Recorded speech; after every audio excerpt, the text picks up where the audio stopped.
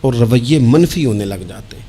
میرے ایک عزیز ہیں، اس دوست کے ساتھ میرا تعلق کچھ زیادہ ہی گہرا ہے۔ میں نے یہ کہا ان کے والد صاحب سے کہ ہم اس کا رشتہ، اللہ تعالیٰ نے اسے گنجائش دی ہے، وسعت دی ہے، تو کسی غریب گھر میں کریں گے۔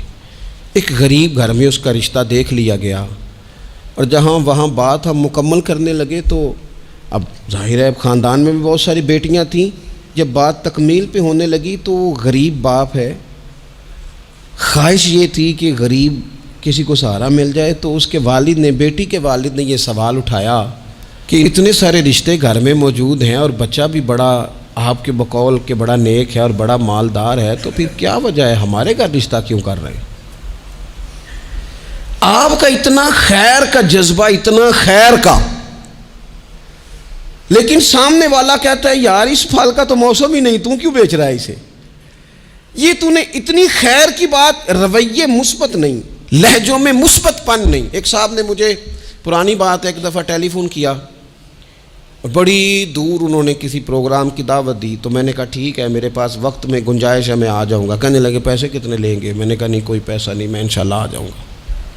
کہنے لگے چلیں ٹھیک ہے، مروت کافی ہو گئی، اب بتا دیں کیا لیں گے۔ میں نے انہیں کہا یار آپ شرمندہ کرنے لگ گئے ہیں، میں وعدہ کر لیا انشاءاللہ آ جاؤں گا۔ کہنے لگے اگر آپ پیسے بھی نہیں لیتے اور اتنا لمبا سفر بھی آپ نے کرنا ہے، پھر آپ کے مقاصد کیا ہیں؟ یعنی بغیر موسم کا پھل، لوگ کہتے ہیں یہ کیا بات ہو گئی جی؟ بہت سارے جھوٹوں میں آپ سچ بول رہے ہیں تو سچ اجنبی لگنے لگ جاتا ہے کہ اس نے سچ ہی بول دیا ہے۔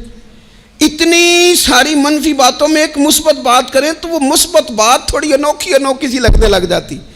رسول کریم نے جب مثبت رویے دیے نا، مثبت، تو جو سوچیں صدیوں سے منفی ہو گئی تھیں وہ یہ خالص گھی ہضم نہیں کر سکیں، انہوں نے تلواریں نکال لیں، انہوں نے روڑے اٹھا لیے، انہوں نے میرے نبی کو تکلیف دینی شروع کر دی۔ انہیں خالص گھی ہضم نہیں ہو رہا تھا، ان کی سمجھ میں نہیں آ رہا تھا کہ اس معاشرے میں یہ والا سودا کیسے بک سکتا ہے۔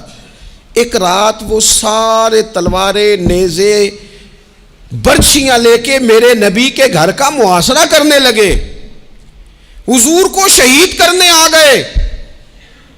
ان کے ہاتھوں میں تلواریں ہیں کہ ہم آج اس سچ کو معاذ اللہ مٹھائیں گے، اس خیر کے جذبے کو مٹائیں گے، اس دل میں جو اتنا درد ہے اس کی دھڑکن کو معاذ اللہ بند کریں گے۔ وہ سارے اتنا منفی سوچ لے کے حضور کے دروازے کا گھیراؤ کر رہے ہیں۔ قربان جاؤں اے معصوم آمنہ تیری شان پر، میرے رسول کیا فرما رہے ہیں؟ حضور فرماتے ہیں علی یہ پیسے لے لے اور لوگوں کی امانتیں واپس کر کے سویرے مدینے آ جانا۔ اور یہ لوگ جو دروازے پہ کھڑے ہیں نا، ان کی بھی امانتیں حضور کے گھر پڑی ہیں۔ ان کی سوچیں کتنی منفی ہو گئیں کہ وہ شہید کرنے آ رہے ہیں، اور کریم کی سوچ کا یہ حال ہے کہ حضور ابھی بھی ان کا بھلا ہی سوچ رہے ہیں۔ وہ روڑے مار کے نا، روڑے مار کے گھر جا کے سو جاتے تھے، کانٹے بچھا کے رستے میں گھر جا کے سو جاتے تھے۔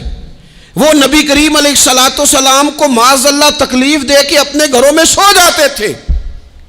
اور یہاں حالت یہ تھی کہ وہ جو پتھر مار کے سوئے ہیں نا، کانٹے بچھا کے سوئے ہیں، یہ نور سے بھرا ہوا وجود رات کو اٹھتا تھا اور ان پتھر مارنے والوں کی ہدایت کی دعا مانگنی شروع کر دیتا تھا۔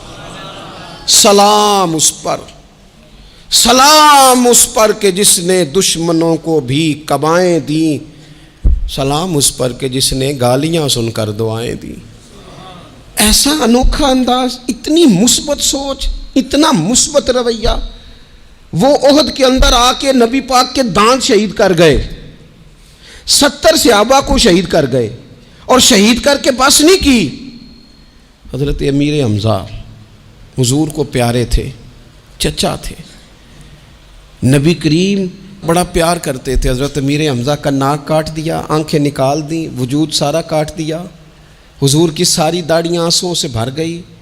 اتنا پیار حضور کو چچا سے، لیکن جب کہا نا حضور دعا کر دیں یہ تباہ ہو جائیں، تو نبی کریم کہنے لگے نہیں بھائی، میں تو یہ دعا کروں گا یا اللہ انہیں ہدایت دے دے، انہیں پتہ ہی نہیں یہ کیا کر رہے ہیں، شعور نہیں نا یار، تھوڑا سا مثبت ہو جائیں زندگی میں، تھوڑا سا مثبت ہو جائیں۔ اور حضور نے پتہ کیا فرمایا ہے؟ مسلم شریف کے لفظ ہیں، حضور فرماتے ہیں اچھا سوچنا، اچھا گمان کرنا یہ عبادت ہے۔